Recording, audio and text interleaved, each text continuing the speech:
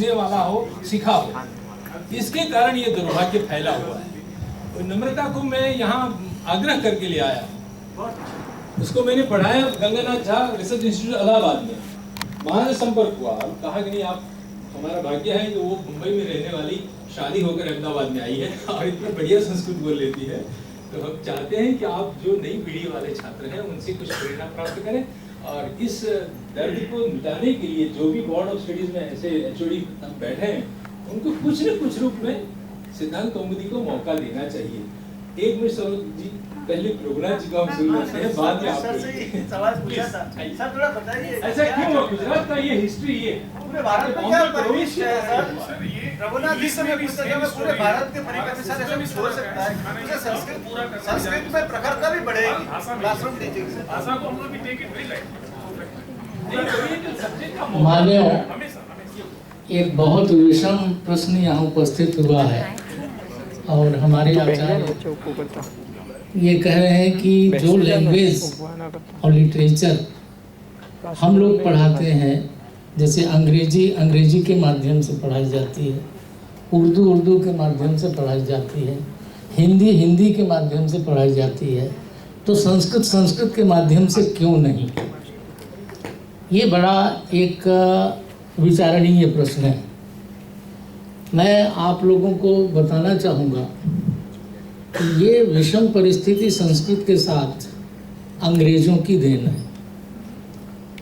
हमारे देश में जब गुरुकुल पद्धति थी तो संस्कृत भी संस्कृत के माध्यम से पढ़ाई जाती थी। संस्कृत केवल एक लैंग्वेज नहीं है, भाषा नहीं है। संस्कृत एक विद्या है, संस्कृत एक अध्यात्म है, संस्कृत एक संस्कार। तो हमारा जो महाकवि आचार्य राजशेखर है, वो कहता है कि उत्तम काव्य विशेषण भाषा जाहोदु साहोदु।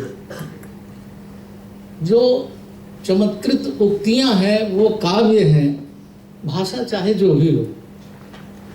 तो जैसा कि हमारे आदरणीय आचार्य भट्ट जी ने कहा कि वस्तु को हम लेते हैं, एक पद्धति जो शिक्षण की है वो विकसित हुई कि संस्कृत में वस्तु क्या, उसको हमें प्राप्त करना है। चाहे वो मलयालम के माध्यम से हो, चाहे तमिल के माध्यम से हो, चाहे गुजराती के माध्यम से हो, चाहे मैथिली के माध्यम से हो। तो अंग्रेजों ने जो पद्धति प्रारंभ की संस्कृत के शिक्षण की, वो अंग्रेजी के माध्यम से थी। और जब मैं पढ़ने गया तो आपको बताऊं, काशी हिंदू विश्वविद्यालय में 2 विभाग हैं, एक ओरिएंटल लर्निंग का है और एक जो माने प्रॉपर डिपार्टमेंट है इंग्लिश माध्यम वाला। तो वहाँ जो परीक्षाएं होती थी बीए और एमए की, वो अंग्रेजी के माध्यम से होती थी और अंग्रेजी के माध्यम से पढ़ाया जाता था और उसी माध्यम से छात्र परीक्षा में प्रश्नोत्तर भी देता था। जो ओरिएंटल लर्निंग है, ये महामना मालवीय जी की अपनी बहुत बड़ी भविष्य की ऊंची सूझ थी कि उन्होंने संस्कृत को संस्कृत के माध्यम से, संस्कृत विद्या को संस्कृत के माध्यम से पढ़ाने के लिए काशी हिंदू विश्वविद्यालय जैसे यूनिवर्सल जो यूनिवर्सिटी है उसमें ये विभाग खोला। तो हमारे यहाँ संस्कृत के शिक्षण की, अध्यापन की 2 पद्धतियाँ हैं।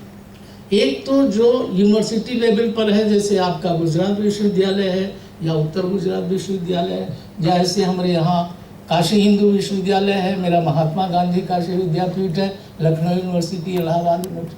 दूसरी पद्धति जो है वो संस्कृत के शिक्षण की परंपरागत पद्धति कही जाती है, जैसे संपूर्णानंद संस्कृत विश्वविद्यालय। आपके गुजरात में सोमनाथ संस्कृत यूनिवर्सिटी निकला। तो यहाँ चाहे जो भी विषय हो, वेद हो, दर्शन हो, साहित्य हो, ज्योतिष हो, व्याकरण हो, तो छात्रों को संस्कृत के माध्यम से शिक्षा दी जाती है। राष्ट्रीय संस्कृत संस्थान जो नई दिल्ली में स्थित है और उसके कैंपस बॉम्बे में भी है, लखनऊ में भी है, इलाहाबाद में भी है और बहुत सारे कैंपस हैं। तो इनके यहाँ भी परंपरागत शिक्षा संस्कृत की संस्कृत के माध्यम से दी जाती है। इसलिए बच्चे संस्कृत व्यवहार में भी बोलते हैं, केवल परीक्षा ही संस्कृत के माध्यम से नहीं देते बल्कि व्यवहार में संस्कृत से बोलते हैं। देखिए, हमारे देश की जो राजकीय भाषा थी अंग्रेजी नहीं थी, लेकिन आज हमारे समाज में भी 50% अंग्रेजी हर भाषा में बोली जा रही है। आप हिंदी बोलते हो कि अंग्रेजी बोलते हो? कल एक प्रश्न उठा कि ये नाटक प्राकृत में लिखा गया है कि संस्कृत में लिखा गया?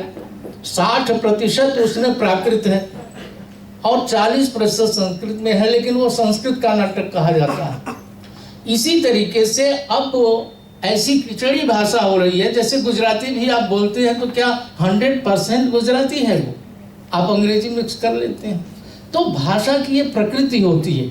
भाषा विज्ञान पढ़ाने वाले पढ़ने वाले जानते हैं ना कि वो तरबूज को देखकर तरबूज रंग बदलता है। तो एक भाषा जब दूसरे के संपर्क में आती है तो अपना प्रभाव छोड़ती है। जब मुस्लिम शासक आए तो बिना कहे फारसी लग गई, उर्दू लग गई। हमारे जो रोज के व्यवहार होते थे वो उर्दू में होते थे, फारसी में होते थे। शासन जब खत्म हुआ तो शासन जिस भाषा को प्रश्रय देता है वो भाषा लोक में भी आ जाती है। जैसे अशोक के समय में पाली आ गई। तो आप लोगों से मेरा निवेदन यही है कि हम संस्कृत को संस्कृत में पढ़ाने की चेष्टा करें। गुजराती के माध्यम से भी पढ़ाते हैं तो कम से कम एक प्रश्न ऐसा अनिवार्य होना चाहिए कि जिसका उत्तर बच्चे संस्कृत में लिखें और उस प्रश्न पत्र को अध्यापक भी संस्कृत में पढ़ाएं। तो एक व्यावहारिक कठिनाई है कि संस्कृत को संस्कृत के माध्यम से क्यों नहीं पढ़ाया। अब देखिए क्या है, चाहे गुजरात हो, चाहे उत्तर प्रदेश हो, चाहे मध्य प्रदेश हो, अब छात्र केवल कंसंट्रेट करता है परीक्षा। वो ज्ञान प्राप्त करने नहीं आता, वो कागज का टुकड़ा प्राप्त करने आता है, डिग्री प्राप्त करने आता है। तो परीक्षा में हम किस तरीके से अच्छा कर सकें इसके लिए उसका सारा प्रयत्न होता है। तो वो पढ़ना नहीं चाहता। मैं बहुत निरपेक्ष भाव से कह रहा हूँ कि आज के छात्र पढ़ने के लिए नहीं आते, परीक्षा देने के लिए आते हैं, उत्तीर्ण होने के लिए आते हैं और परीक्षा दे करके वो किसी तरीके से आजीविका प्राप्त करना चाहते हैं। तो जो छात्र संस्कृत के माध्यम से संस्कृत पढ़ना चाहते हैं उनके लिए बहुत अपॉर्चुनिटी है, बहुत अवसर है। ये संस्कृत भाषा नम्रता न मरिष्यति। धन्यवाद।